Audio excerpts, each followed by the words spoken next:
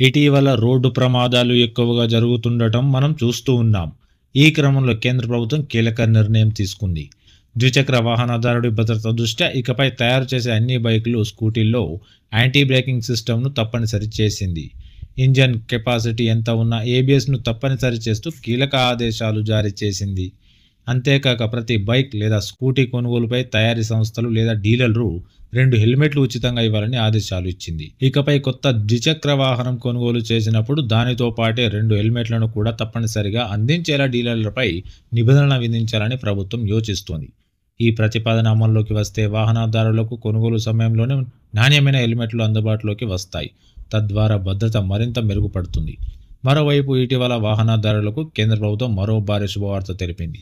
దేశవ్యాప్తంగా జాతీయ రహదారులపై ప్రయాణాన్ని మరింత సులభతరం చేసే దిశగా కీలక నిర్ణయం తీసుకుంది. వాహనదారుల కోసం ఫాస్టాగ్ ఆధారిత వార్షిక పాస్ తీసుకురానున్నట్లు తెలిపింది.